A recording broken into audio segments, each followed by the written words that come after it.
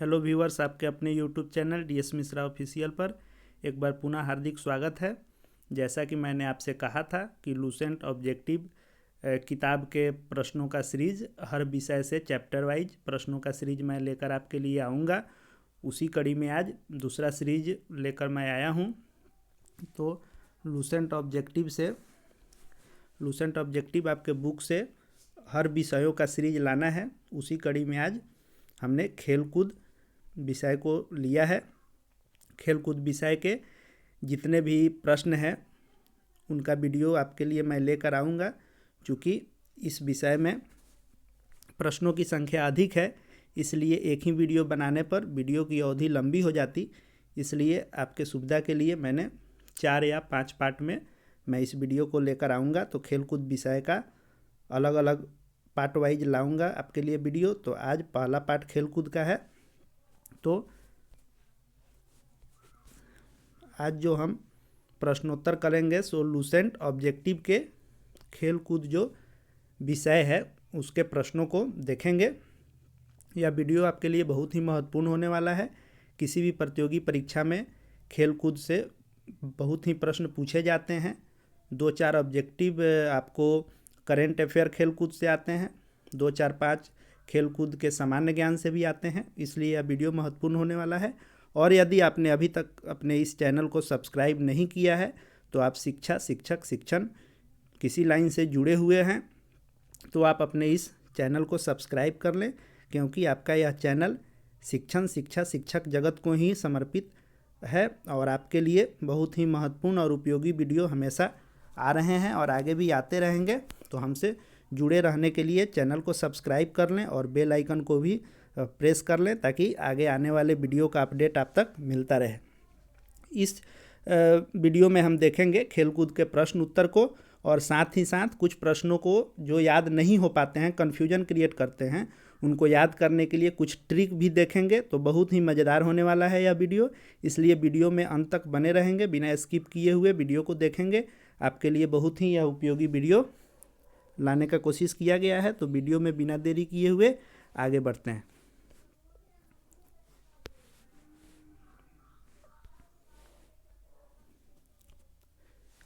तो खेलकूद विषय का जो लूसेंट ऑब्जेक्टिव का खेलकूद विषय का जो पहला प्रश्न है वह है, कनाडा का राष्ट्रीय खेल क्या है?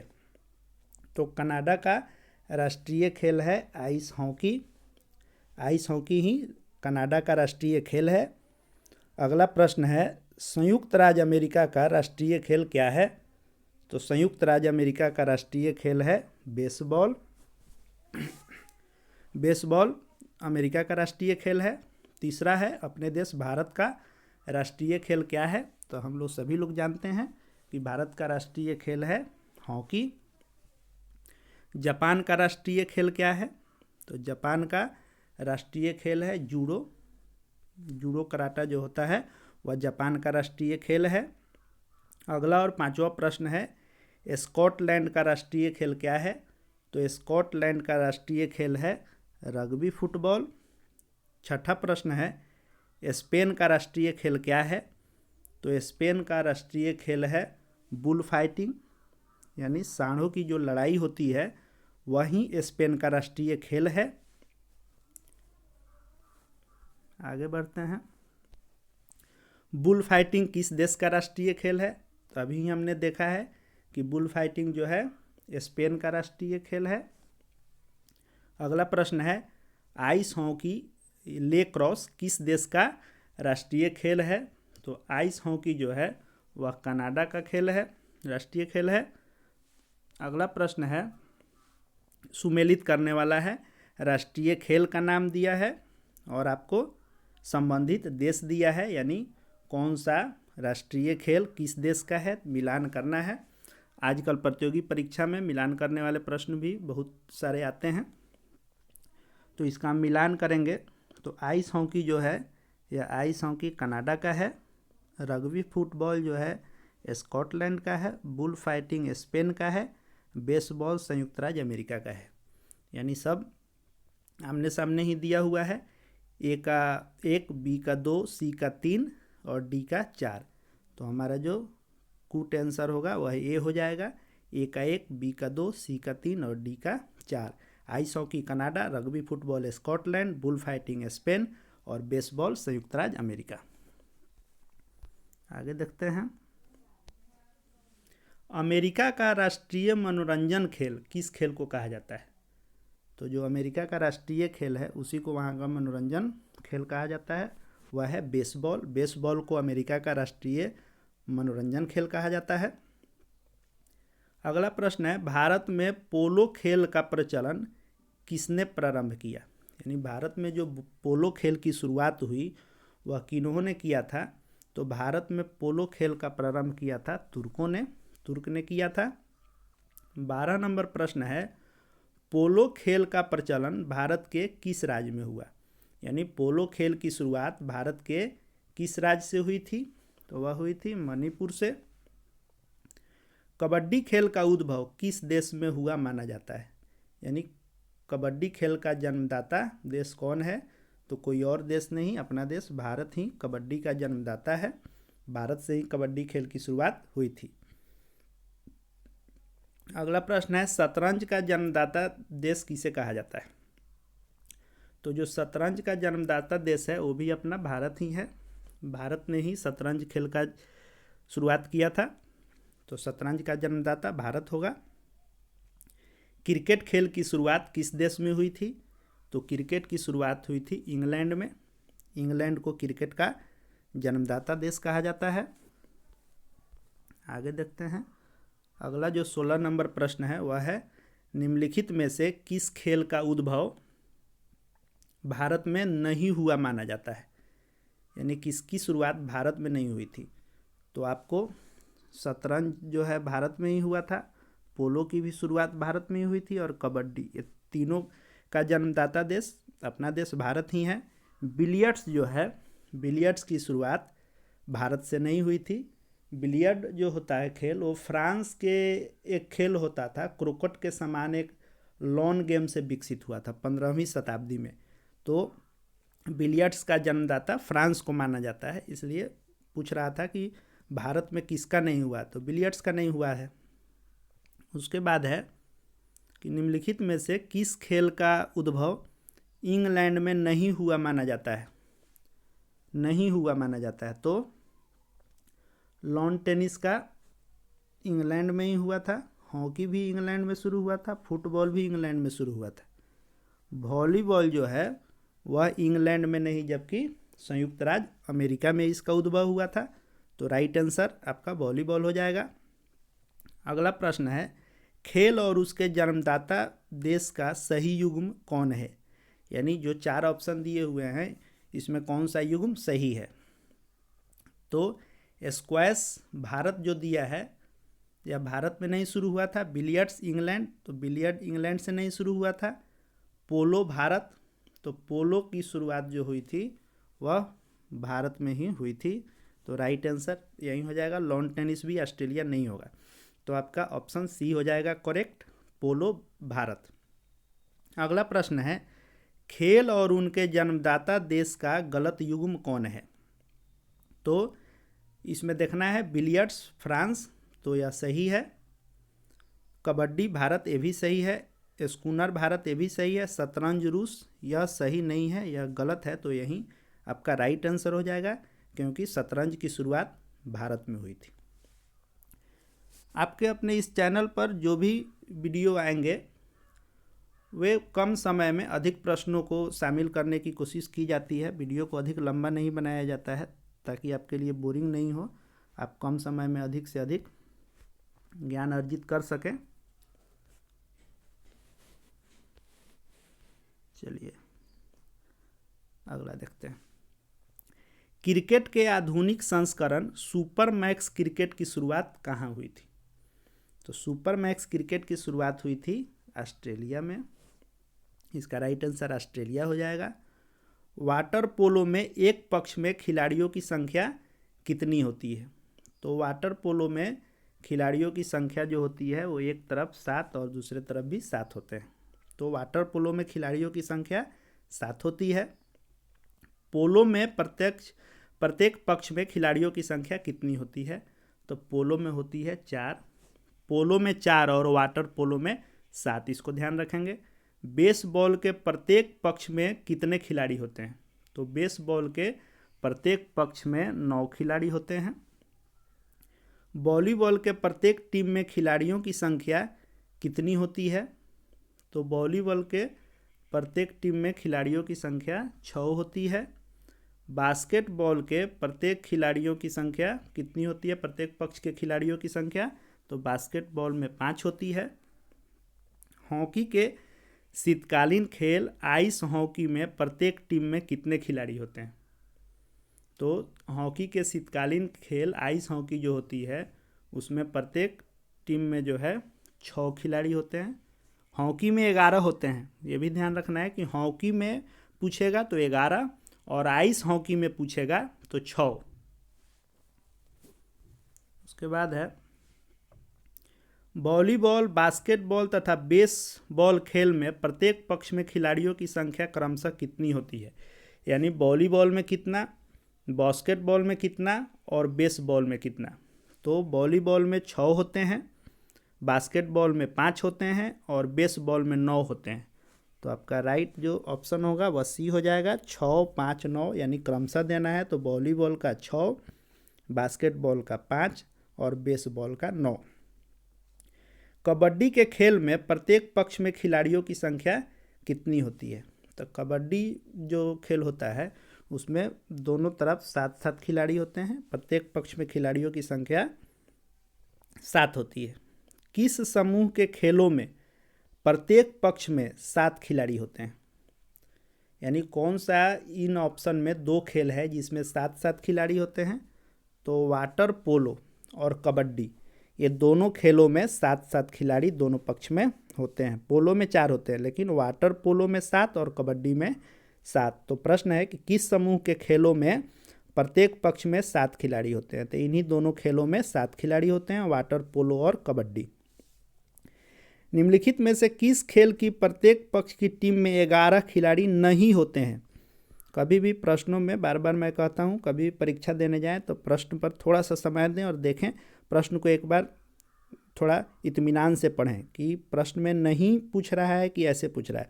तो खिलाड़ी नहीं होते हैं, तो आपको पता है कि क्रिकेट में 11 होते हैं, हॉकी में भी 11 होते हैं और फुटबॉल में भी 11 होते हैं। खो खो में 11 नहीं होते हैं, खो खो में 9 खिलाड़ी होते हैं। तो आपका राइट आंसर खो खो हो जाएगा।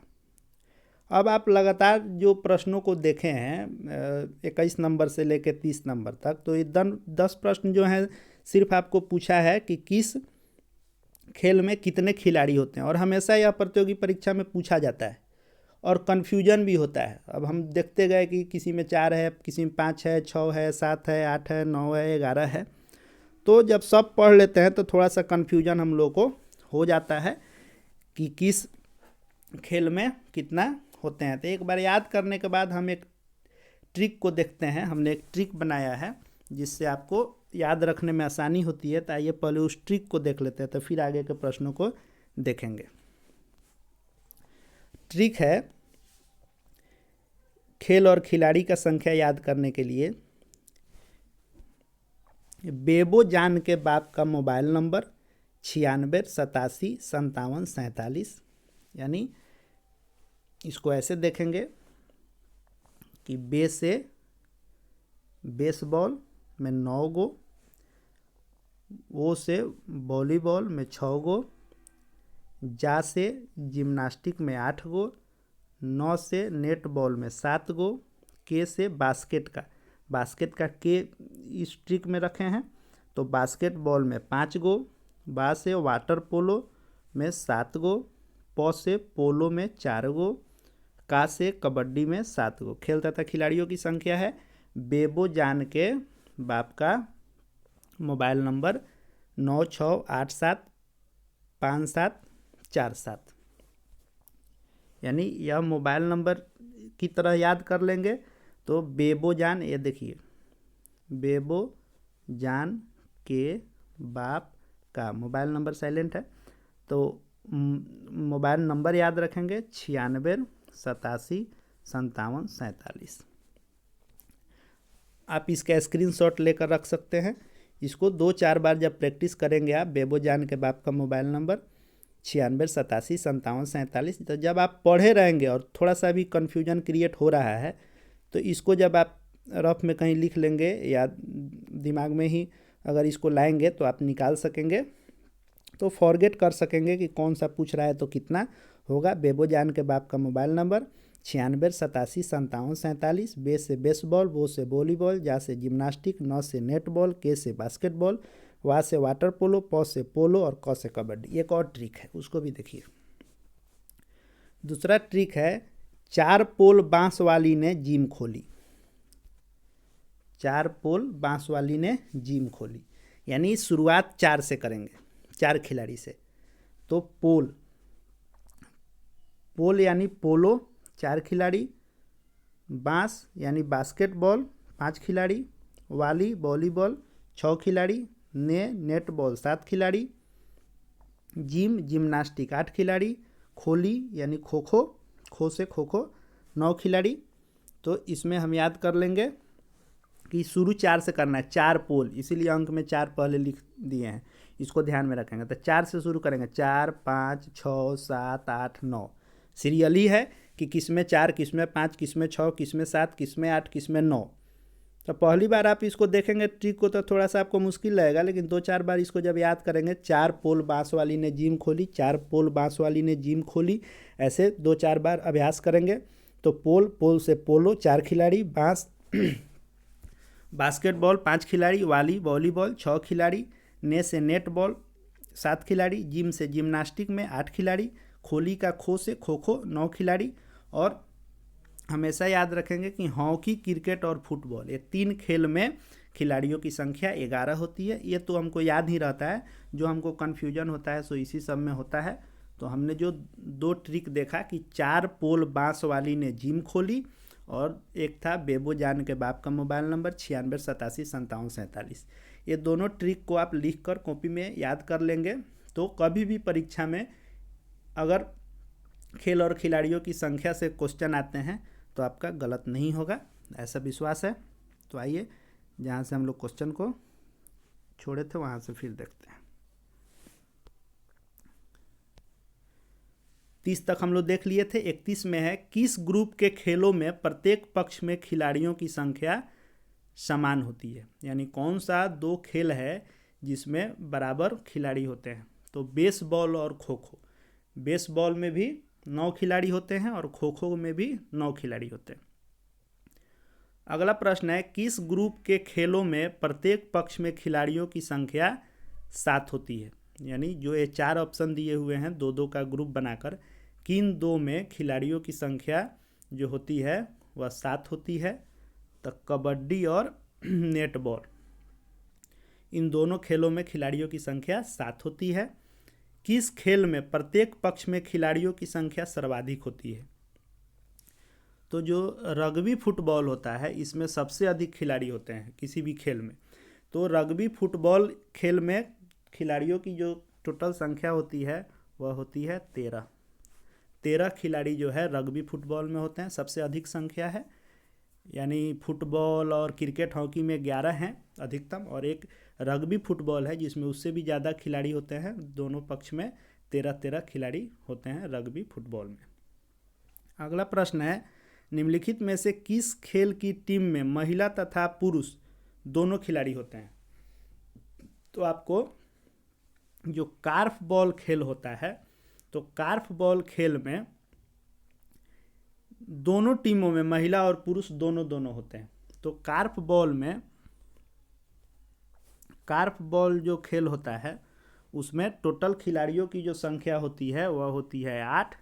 तो 8 खिलाड़ी जो होते हैं इसमें 4 होते हैं मेल और 4 होती हैं फीमेल, यानी दोनों पक्षों में 8-8 खिलाड़ी रहेंगे और दोनों में 4-4 महिला और 4 पुरुष होंगे।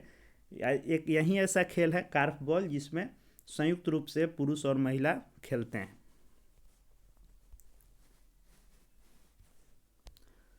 अगला प्रश्न है, क्रिकेट के आधुनिक संस्करण सुपर मैक्स क्रिकेट में दोनों टीमों को 10 ओवर की एक पारी के लिए कितना समय दिया जाता है।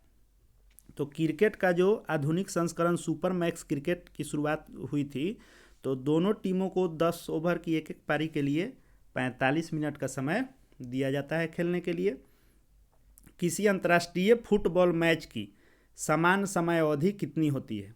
कोई भी अंतर्राष्ट्रीय फुटबॉल जो खेला जाता है तो कितने देर का वह मैच होता है? तो वह 90 मिनट यानी 1.5 घंटा का खेल होता है। अंतर्राष्ट्रीय फुटबॉल 1.5 घंटे का होता है, 90 मिनट का, याद रखेंगे। अगला 37 नंबर प्रश्न है कि किसी अंतर्राष्ट्रीय हॉकी मैच की सामान्य समय अवधि कितनी होती है? तो अंतर्राष्ट्रीय जो हॉकी होता है वह 70 मिनट का होता है, यानी 1 घंटा 10 मिनट। फुटबॉल जो होता है वह 1.5 घंटा का और हॉकी होता है 1 घंटा 10 मिनट का। 70 मिनट का खेल होता है हॉकी का, जो अपने देश का राष्ट्रीय खेल भी है हॉकी। 38 नंबर प्रश्न है कि मुक्केबाजी की स्पर्धा में कितने कितने मिनट के 3 राउंड यानी चक्र होते हैं? तो जो मुक्केबाजी गेम होता है उसमें 3-3 मिनट का 3 राउंड दिया जाता है, उसके बाद हार जीत का फैसला किया जाता है।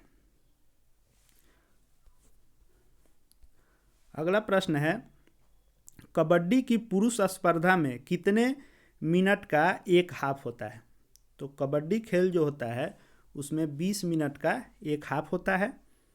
40 नंबर प्रश्न है कि निम्नलिखित में से किस खिलाड़ी को हॉकी का जादूगर कहा जाता है? तो हॉकी का जादूगर कहा जाता है मेजर ध्यानचंद को। और मेजर ध्यानचंद के ही जन्मदिन पर अपने देश भारत में खेल दिवस मनाया जाता है। तो मेजर ध्यानचंद का जन्म दिवस कब है? तो वह है 29 अगस्त। 29 अगस्त। और 29 अगस्त जो मेजर ध्यानचंद का जन्मदिन है, इसी दिन को भारत में खेल दिवस के रूप में मनाया जाता है। तो एक ये भी प्रश्न बनता है कि खेल दिवस कब मनाया जाता है? तो भारत का खेल दिवस है 29 अगस्त को। आगे बढ़ते हैं।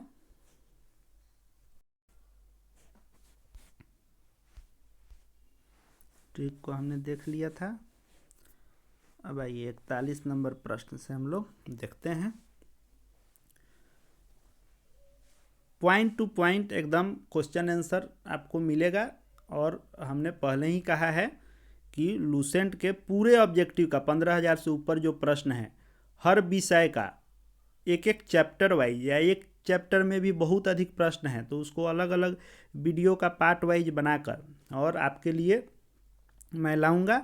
और साथ ही साथ जो उस प्रश्न से संबंधित और प्रश्न बन सकते हैं उन प्रश्नों को भी शामिल करने का प्रयास कर रहा हूं। और साथ ही साथ जिन प्रश्नों को ट्रिक से याद किया जा सकता है उस ट्रिक को भी मैं वीडियो में शामिल करूंगा और थोड़ा सा उसका विस्तृत विश्लेषण भी। तो आपको लूसेंट ऑब्जेक्टिव का ऐसा वीडियो शायद ही कहीं मिलेगा जिसमें आपको क्वेश्चन आंसर भी, वो भी क्रॉस चेकिंग के साथ कि गलत नहीं हो, ऐसा भी कोशिश है मेरा। और दूसरा कि आपको थोड़ा सा डिफिनीशन भी कि उसके बारे में विस्तृत जानकारी हो जाए शॉर्ट में। और उसके साथ ही याद जो नहीं होते हैं, जिनमें कन्फ्यूजन होता है, तो उनके लिए ट्रिक भी हो और पॉइंट टू पॉइंट बिना समय गंवाए आपके लिए वीडियो को लाया जाए, ऐसा कोशिश है।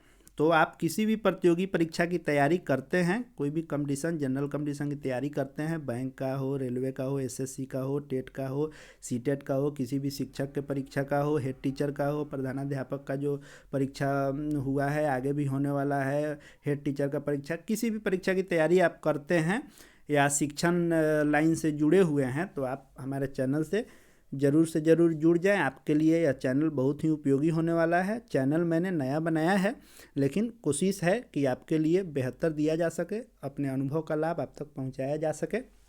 चलिए बिना देरी किए हुए वीडियो में फिर आगे बढ़ते हैं।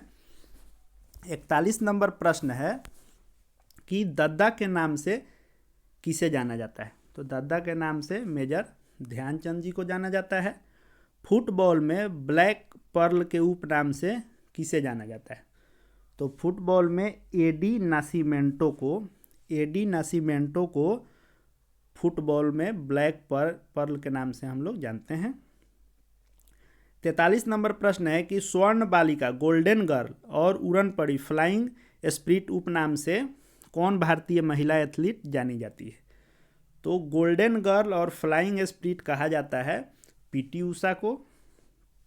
फ्लाइंग सिख, अगला प्रश्न है कि फ्लाइंग सिख के नाम से किसे जाना जाता है? तो फ्लाइंग सिख मिल्खा सिंह को जाना जाता है।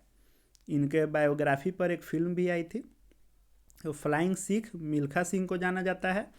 अगला प्रश्न है कौन सा क्रिकेट खिलाड़ी रावलपिंडी एक्सप्रेस के नाम से जाना जाता है?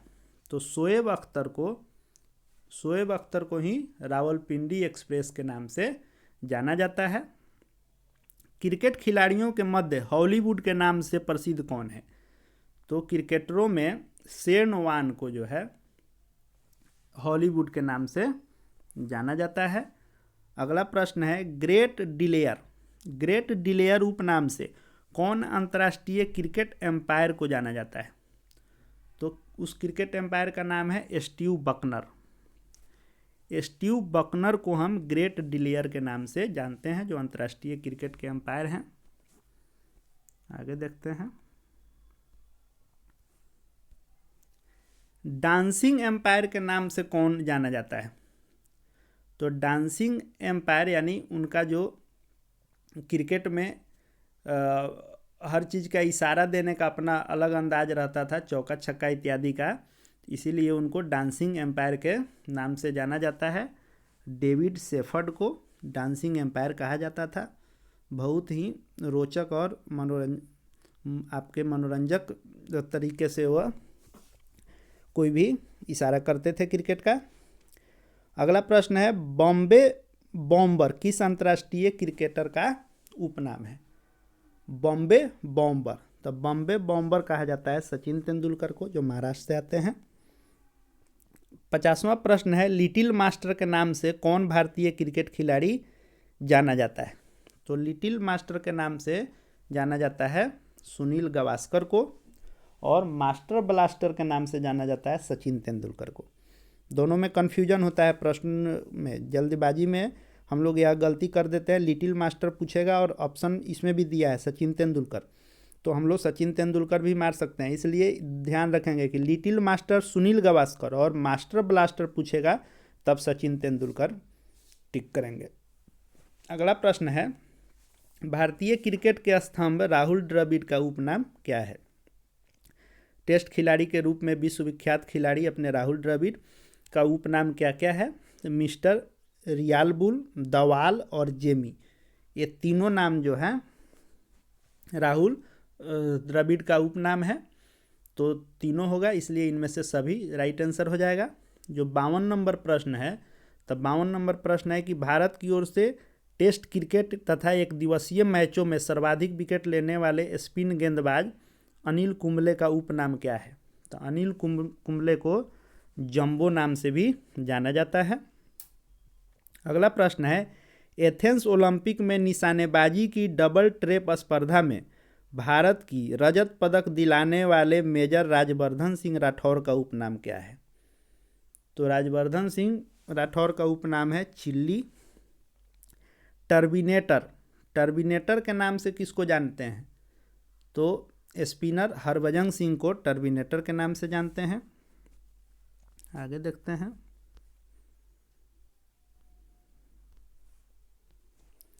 अगला प्रश्न है थारपीडो के नाम से किसे जाना जाता है? तो थारपीडो के नाम से इयान थोरपे को जाना जाता है। थारपीडो इयान थोरपे, क्वेश्चन से ही गेस करना होगा। थारपीडो तो थारपो इसमें भी है, लेकिन ग्राहम थोरपे भी है, तो इयान और थोरपे, इयान थोरपे हो जाएंगे। अगला प्रश्न है 56 नंबर की सुमेलित करना है। खिलाड़ी दिया हुआ है और उपनाम, यानी किस खिलाड़ी को किस नाम से जाना जाता है।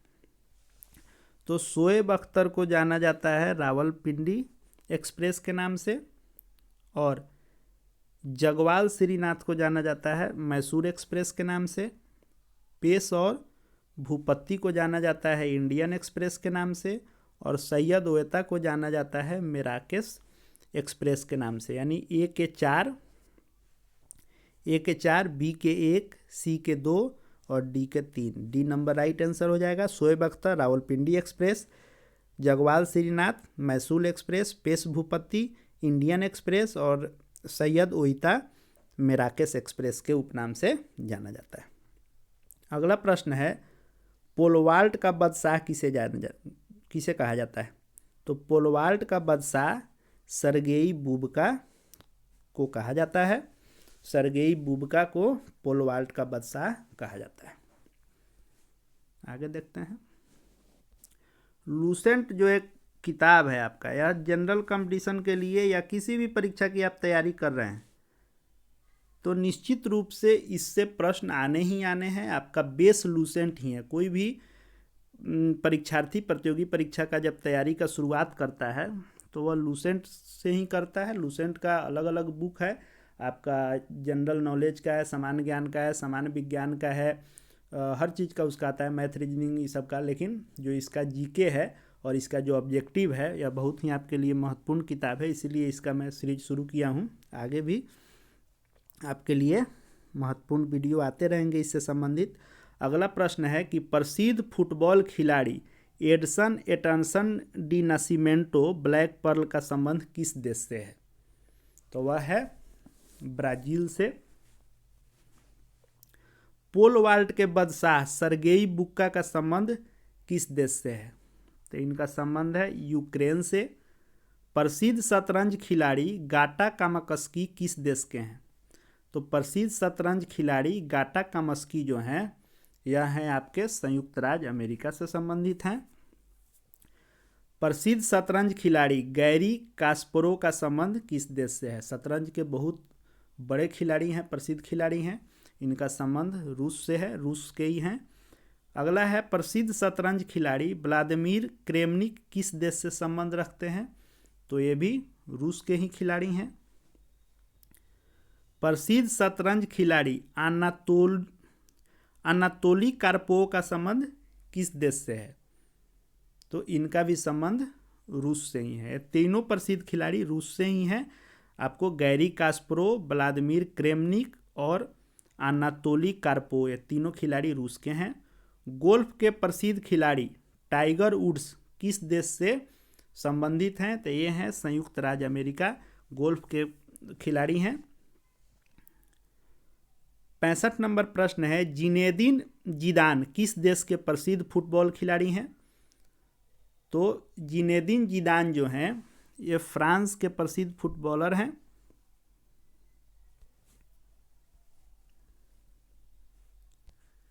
अगला प्रश्न है, प्रसिद्ध टेनिस खिलाड़ी रोजर फेडरर का संबंध किस देश से है? तो रोजर फेडरर जो हैं वे स्विट्जरलैंड के हैं। मारिया शारापोवा किस देश की महिला टेनिस खिलाड़ी हैं? तो मारिया शारापोवा जो हैं वे रूस की हैं। आपको रोजर फेडरर और मारिया शारापोवा, इन लोगों के नाम बहुत सारे खिताब हैं, अनेक वर्षों में इन्होंने खिताब अपने नाम किया है। अगला 68 नंबर जो प्रश्न है, किम क्लिस्टर्स का संबंध किस देश से है? तो बेल्जियम से है किम क्लिस्टर्स का संबंध। अगला है, जस्टिन हेनिन हार्डिन का संबंध किस देश से है? तो इनका भी संबंध बेल्जियम से है। तो किम क्लिस्टर्स और जस्टिन हेनिन हार्डिन ये दोनों बेल्जियम के हैं और टेनिस के खिलाड़ी हैं। किम क्लिस्टर्स जो हैं बेल्जियम के पुरुष टेनिस खिलाड़ी हैं और जस्टिन हेनिन हार्डिन जो हैं बेल्जियम की महिला टेनिस खिलाड़ी हैं। अगला प्रश्न है, परवेज महरूफ एक क्रिकेट खिलाड़ी हैं किस देश के? तो ये श्रीलंका के हैं। कन्फ्यूजन में मत पड़िएगा, पाकिस्तान के खिलाड़ी नहीं हैं ये। परवेज महरूफ जो हैं श्रीलंका के खिलाड़ी हैं। विलियम्स बहनों का संबंध किस देश से है? तो विलियम्स बहन कौन है? तो विलियम्स बहन है वीनस विलियम्स और सेरेना विलियम्स। ये दो टेनिस के सुप्रसिद्ध खिलाड़ी हैं जो आपको अमेरिका की हैं। अमेरिका की विलियम्स बहन के नाम से इन्हें जाना जाता है। वीनस विलियम्स और सेरेना विलियम्स टेनिस की विश्वविख्यात खिलाड़ी हैं। आगे देखते हैं। 3R अर्थात रोनाल्डो, रिवाल्डो और रोनाल्डिन्हो का संबंध किस देश की फुटबॉल टीम से है? तो वह है ब्राज़ील। ब्राज़ील के फुटबॉलर हैं रोनाल्डो, रिवाल्डो और रोनाल्डिन्हो। साइकिलिंग का खेल परिसर क्या कहलाता है? तो साइकिलिंग का खेल परिसर कहलाता है वेलोड्रम। मुक्केबाजी का खेल परिसर क्या कहलाता है? तो मुक्केबाजी का खेल परिसर जिसमें मुक्केबाजी की जाती है रिंग कहलाता है। निशानेबाजी और तीरंदाजी, इन दोनों खेलों के खेल परिसर को किस नाम से जाना जाता है? तो रेंज के नाम से जानते हैं। घुड़सवारी का खेल परिसर किस नाम से जाना जाता है? तो जिस परिसर में घुड़सवारी खेल खेला जाता है उस परिसर को एरीना कहते हैं। स्केटिंग खेले जाने वाले परिसर को क्या कहा जाता है? तो जो स्केटिंग खेला जाता है उसको रिंग कहते हैं। आइस हॉकी का खेल परिसर क्या कहलाता है? तो रिंग कहलाता है। रिंग और रिंग में अंतर है। एक आगे हम ट्रिक लाने का कोशिश करेंगे कि किस खेल के परिसर को क्या कहते हैं। अलग अलग खेलों के परिसर के नाम का आपका कन्फ्यूजन दूर हो उसके लिए एक ट्रिक लाएंगे। आपके अपने इस DS मिश्रा ऑफिशियल चैनल पर शॉर्ट वीडियो भी आते हैं, तो यदि आप विद्यार्थी हैं, यंग हैं, तो इंस्टा और यूट्यूब पर जो कॉमेडी और डांसिंग इत्यादि के शॉर्ट वीडियो आते हैं उस पर समय नहीं देकर अध्ययन अध्यापन के शॉर्ट वीडियो या वीडियो देखें। मोबाइल पर ही अगर समय देते हैं, आदत सी पड़ गई है मोबाइल की, तो मोबाइल को ही अपने शिक्षण का जरिया बनाइए, मोबाइल से ही पढ़िए। आजकल सब चीज़ ऑनलाइन उपलब्ध है, आप घर पर भी रह के मोबाइल से पढ़ सकते हैं। तो हमने भी एक शुरू किया है कि जो भी शॉर्ट वीडियो हम ला रहे हैं वो ट्रिक भी ज़रूरी है। ट्रिक पहले काम नहीं आता है, आप जब तक आप याद नहीं करेंगे ट्रिक से आप नहीं बना सकते हैं। लेकिन आप बहुत बार याद कर लिए फिर भी कन्फ्यूजन क्रिएट हो रहा है तो उस समय में आपको ट्रिक काम आता है। परीक्षा में थोड़ा सा भी कन्फ्यूजन क्रिएट होता है तो आपके माइंड में अगर ट्रिक आप पढ़े हुए हैं तो अपने आप ट्रिक दौड़ने लगेगा और आप उसमें ऑप्शन से छांट करके सही ट्रिक लगा लेंगे। तो हमने अपने चैनल पर शुरुआत किया है कि शॉर्ट वीडियो बनाने का, और शॉर्ट वीडियो सिर्फ और सिर्फ बनेगा शिक्षण से ही संबंधित, और उसमें GK GS का जो भी ट्रिक होता है, तो GK GS का ट्रिक, मैथ का ट्रिक, यानी हर विषय का ट्रिक जो आपके परीक्षा में उपयोगी हो, आपके अध्ययन के लिए उससे सहायता मिले, वैसा ट्रिक हम बनाने का कोशिश कर रहे हैं। तो आपके अपने इस चैनल पर शिक्षण लाइन से जुड़ी हुई हर सहायतार्थ वीडियो और शॉर्ट वीडियो मिलेंगे। तो अभी तक अगर आपने चैनल को सब्सक्राइब नहीं किया है तो जितना जल्दी हो सके सब्सक्राइब करके बेल आइकन को प्रेस कर लें। आपको नित्य प्रतिदिन जो भी वीडियो या शॉर्ट वीडियो आपको मिलेंगे, आशा नहीं पूर्ण विश्वास है कि आपके आगामी परीक्षाओं में आपके लिए बहुत ही उपयोगी साबित होंगे। तो आगे बढ़ते हैं। स्केटिंग के खेल परिसर को कहते हैं रिंग और आइस हॉकी के खेल परिसर को कहते हैं रिंक। किस खेल का खेल परिसर डायमंड कहलाता है? तो डायमंड कहलाता है बेसबॉल के खेल परिसर को डायमंड कहते हैं। किस खेल का खेल परिसर कोर्स कहलाता है? तो कोर्स कहलाता है गोल्फ का जो परिसर होता है, गोल्फ खेल का परिसर कोर्स कहलाता है। तैराकी का खेल परिसर पूल कहलाता है। तो आज जो है हम खेल कूद जो चैप्टर दिया हुआ है आपके लूसेंट ऑब्जेक्टिव का, उसका एक पार्ट लाए हैं। चूँकि सारे प्रश्नों को एक वीडियो में समाहित करेंगे तो उतना एक बार आप समय भी नहीं दे पाएंगे, और हम हर वीडियो में कहते हैं कि जो भी पढ़ें कम पढ़ें, सटीक पढ़ें, विश्वसनीय पढ़ें और ज़्यादा दिन तक याद रहे, इसलिए कॉन्सेप्ट क्लियर करके पढ़ें। थोड़ा थोड़ा डोज ही लें लेकिन जो लें वे आपके अंतर मन में बैठ जाए ऐसा पढ़ें, इसलिए मैंने इसको पार्ट वाइज बनाने का सोचा है। तो आज के पार्ट में इतना ही, फिर अगले पार्ट में इसके और प्रश्नों को लेकर हम आपके लिए आएंगे। मैंने उत्तरमाला भी दे दिया है कि जिन प्रश्नों को मैंने बताया है आप इस उत्तरमाला के स्क्रीनशॉट ले करके तब वीडियो फिर से अगर देखेंगे तो आप देख लेंगे कि कहीं कोई अंतर तो नहीं है, इसलिए उत्तरमाला भी आपके लिए मैंने लाया है। तो अभी तक अगर आपने चैनल को सब्सक्राइब नहीं किया है, चैनल से जुड़ नहीं पाए हैं, तो जितना जल्दी हो सके सब्सक्राइब करके बेल आइकन को प्रेस कर लें। आप छात्र हैं, किसी भी क्लास के विद्यार्थी हैं आपको, किसी भी क्लास के हों या किसी भी प्रतियोगी परीक्षा की तैयारी करते हैं, छात्र अभ्यर्थी हैं, कोई भी फॉर्म भरते हैं, तो आपके लिए यह चैनल उपयोगी ही होगा साबित, क्योंकि यहाँ पर आपके कोई भी बहाली से संबंधित जो भी नोटिफिकेशन आएंगे, जो भी आवेदन करने की प्रक्रिया होगी, परीक्षा के डेट होंगे, एडमिट कार्ड होंगे, रिजल्ट होगा, नियुक्ति नियमावली होंगी, जो भी सरकारी नियम आएंगे किसी भी बहाली से संबंधित, वो आपके इस चैनल पर मिलेंगे। उसके साथ ही साथ यदि आप शिक्षक साथी हैं तो जो भी आपके लिए विभागीय नियम कानून आएंगे, जो भी आपके स्थानांतरण से संबंधित हो, परीक्षा से संबंधित हो, या कोई भी विभागीय जो भी पत्र आते हैं, जैसे आपको जो भी शिक्षा विभाग से जारी होगा आपके लिए उपयोगी होगा, उस पर वीडियो आएंगे। तो यदि आप छात्र अभ्यर्थी हैं, शिक्षक हैं, या शिक्षण संबंधित कोई भी कार्य से आप जुड़े हुए हैं, शिक्षण से जुड़े हुए हैं, तो शिक्षा, शिक्षण, शिक्षक और छात्र अभ्यर्थी को समर्पित ही आपका चैनल है।